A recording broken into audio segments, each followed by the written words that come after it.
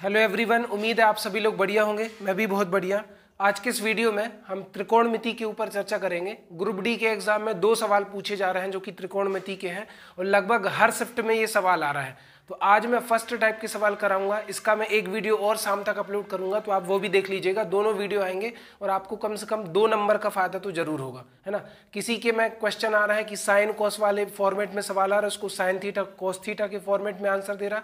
किसी में वैल्यू रखने वाले साइन 60 10 45 कोस 45 वो वाले। तो आज हम वैल्यू बेस्ड सवाल करेंगे। आप पीछे देख पा रहे होंगे कि इनकी वैल्यू कैसे याद करते हैं। मैं याद कराने की पूरी कोशिश करूंगा। तो जिसको ये चैप्टर टफ लगता है, वीडियो में 5 मिनट का समय दे दीजिए, 5 से 10 मिनट का, आपको याद हो जाएगा और समझ में भी आने लगेगा। और इसके अलावा जिनका ग्रुप डी का एग्जाम हो चुका है उनके लिए मैंने डॉक्यूमेंट्स वेरिफिकेशन और मेडिकल का वीडियो बना रखा है, तो मैं डिस्क्रिप्शन में लिंक शेयर करूंगा, तो आप दोनों को देख लीजिएगा। मैं अभी फिलहाल में रेलवे का मेडिकल और डॉक्यूमेंट वेरिफिकेशन देकर आया हूँ। चलिए वीडियो स्टार्ट करते हैं। सबसे पहले साइन थीटा से लेके कोट थीटा तक आपको ट्रिग्नोमेट्रिक वैल्यू याद करनी है। 0 degree, 30 degree, 45 degree, 60 degree, 90 degree की। अब ध्यान से देखना, साइन 0 का मान होता है 0, 0 से शुरू होकर 1 तक जाता है। साइन 0 का मान 0, साइन 30 का 1/2, साइन 45 का 1/2, साइन 60 का करनी 3/2, साइन 90 का 1। मतलब साइन की वैल्यू 0 से जाकर कहां पर खत्म होती है? 1 पर। ध्यान से सुनना, 0 1/2, 1/2, करनी 3/2, 1।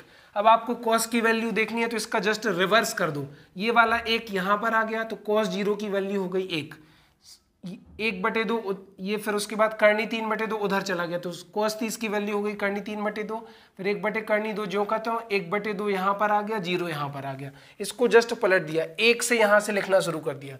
अब टेन थीटा की वैल्यू कैसे निकलेगी? साइन थीटा बटे में कॉस थीटा बराबर आपका होता है टेन थीटा। साइन थीटा बटे कॉस थीटा, तो कुछ लोग सेन थीटा बोलते हैं। साइन थीटा में कॉस थीटा का भाग दोगे तो टेन थीटा आएगा। तो 0 में 1 का भाग दिया, 0 में 1 का भाग दिया तो आ गया 0, है ना। 0 में किसी भी संख्या का भाग दो 0। 1/2 में करनी 3/2 का भाग दोगे तो 2 से 2 कट गया, 1/3 बचा। 1/3 में 1/2 में 1/2 का भाग दोगे तो ये आ जाएगा। √3/2 में 1/2 का भाग दोगे तो 2 से 2 कट गया, करनी 3 बचा। और 1 में 0 का भाग देंगे, किसी भी संख्या में 0 का भाग देंगे तो अपरिभाषित नॉट डिफाइन आएगा। इसके बाद है कोसेक थीटा।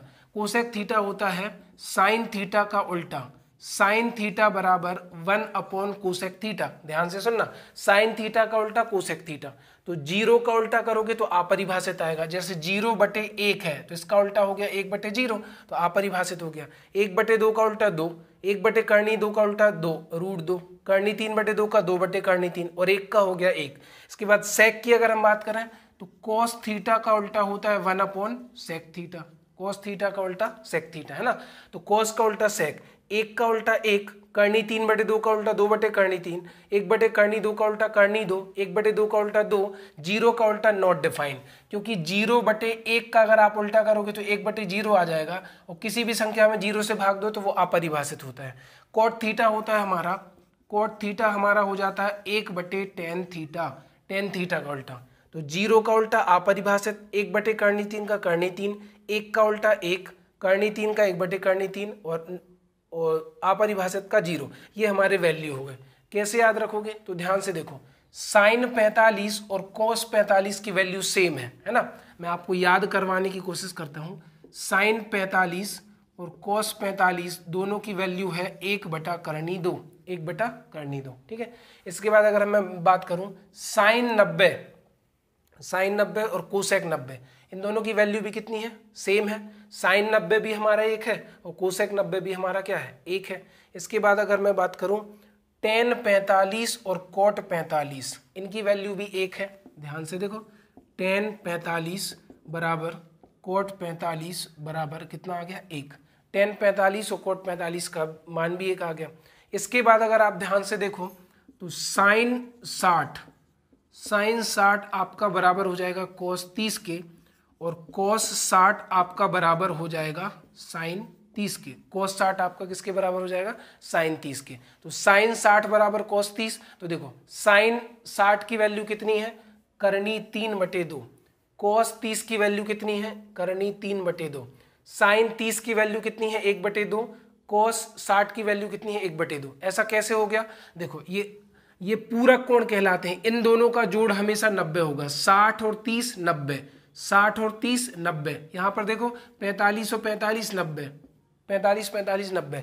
तो अगर दो कोणों का योग, जैसे मान के चलो ये आपका 90 अंश का कोण है, बीच में से एक रेखा खींचूं तो एक कोण बना x अंश का, एक कोण बना y अंश का। अगर इन दोनों का जोड़ 90 अंश का बराबर है तब ये पूरक कोण कहलाते हैं। अब कौन सी चीज किस में बदलती है वो भी यहाँ पर देख लो आप। साइन बदलता है कॉस में। अगर मैं कहूँ साइन 45 तो साइन बदल जाएगा आपका कॉस में, ये भी 45 हो जाएगा, 45 और 45 90। टेन बदलेगा आपका कोट में, टेन 60 बराबर कोट 30, टेन बदला कोट में 60 और 30 90। सेक बदलेगा आपका सेक 60 बराबर कोसेक 30, 60 और 30 90।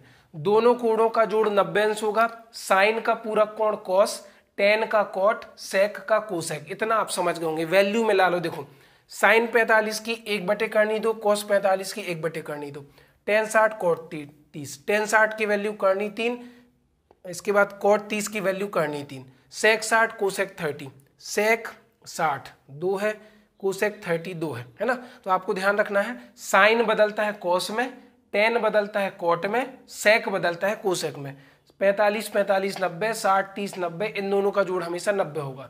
मतलब अगर मैं आपसे कहूँ टेन 70 का कॉम्प्लीमेंट्री बताओ, टेन 70 का पूरक, तो ये हो जाएगा आपका कोट 20 अंश।